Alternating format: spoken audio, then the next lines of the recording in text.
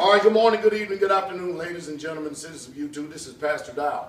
I want to entitle this particular video here this morning about gaining freedom. Listen to me very closely. Gaining freedom. There are many different fronts in which you can obtain freedom and sovereignty in your life. I can't begin to go into how the system has us entrenched, literally entrenched, because there's a lot of things that you are not aware of as well as I.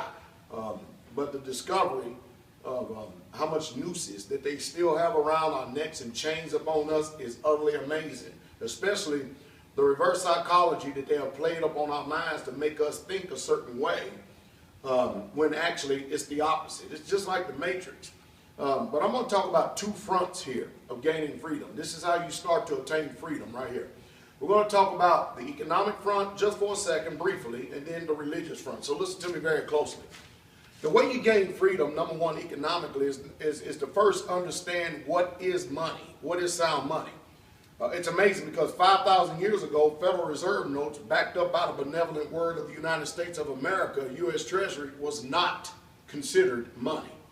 When you go to the tombs of the Egyptians, you notice that they had gold and silver buried with them. They didn't have Federal Reserve notes or any fiat currency whatsoever at all coming from any nation. It was always gold and silver. And it's amazing that gold and silver still has its value and has never been to zero throughout the annuals and histories of time. So the first way you start gaining freedom is economically, because the one thing about silver is that it has never gone to zero and probably never will go to zero, regardless of the manipulation that they have done. And it's amazing. I want you to listen to me very closely because, see, rich people, they store their wealth in gold and in silver. But poor people, they store their wealth in paper.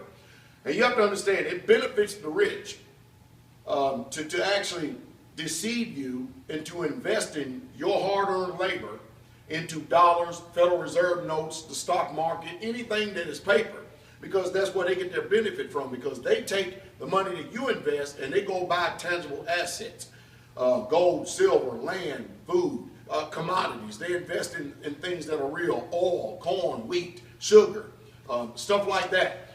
They have trained us to be foolish, and we have bitten of the fruit of lies very, very well, and it's time to stop biting of that fruit. So learn how to change your mind, and that's a very difficult thing to do, because changing your mind is easier said than done. So you have to start. First, you need to do your own investigation, because simply, I'm here to present something to your conscience that you probably have never been aware of and never even thought about all your life. So when you start thinking about the things that I'm saying and the things that I'm presenting to you, it's up to you to go do your due diligence to find out and to see if I'm so, rather than sitting back and judging me based on your opinion and the things that has been framed and shaped in your mind right now. But you're going to come to a painful reality if you do your due diligence to find out that what I am telling you is correct. Then the ball's in your court. You have something to determine, something to do in order to preserve purchasing power and wealth for you and your family going forward. So anytime you get an opportunity to buy tangible assets with Federal Reserve notes, I don't care what the price is, you are actually gaining freedom. Number two, religious. You know, the Bible is the oldest book and the best-selling book in the world. Now, whether you like it or understand it or not, unbelief is even a religion. And I know that many people don't understand that, but even when you say I don't believe, the Bible already wrote about that many, many thousands of years ago before you came to that knowledge of truth. This system, this world was already entrenched and already in place before you and I got here. And what we did was assimilated into it, and we have picked and we have chose by our own volition, regardless of what our parents or religion we have all come up under. We have chosen the things that we choose to agree with, and we walk after that form or that fashion. Now, you have to do an investigation. There are many, many different religions out there. And there's this group out there that has a powerful testimony called Zeitgeist.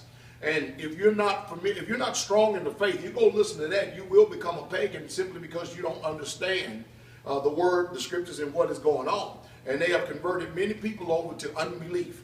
Satan, the Hasatan, has an agenda. He has things that he has to do too.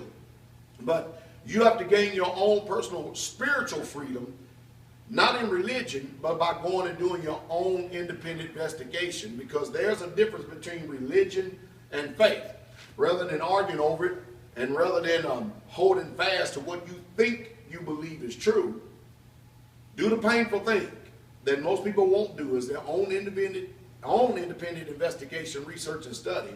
You're going to come to find out that just like you were lied on the economic front, so have you been lied to on the religious front. And, you know, we all carry some form of dignity and some form of pride. And when we discover that we have believed lies and been walking in them and been deceived and been used and abused, it's a very painful reality. Yet it's something we need to actually come to. So my advice is to start exercising freedom economically and religiously by doing your own independent study and research.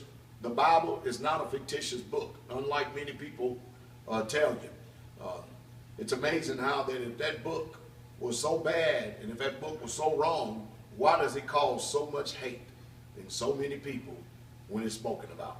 Hope I have said something here this morning that will stimulate thought, that would help put a defibrillator on your mind, and that you would use this thing up here today, this mind, and get it transformed and get it renewed so you can actually create a positive environment and a future for you and your family. Hey, shalom. Y'all have a good day. King coming.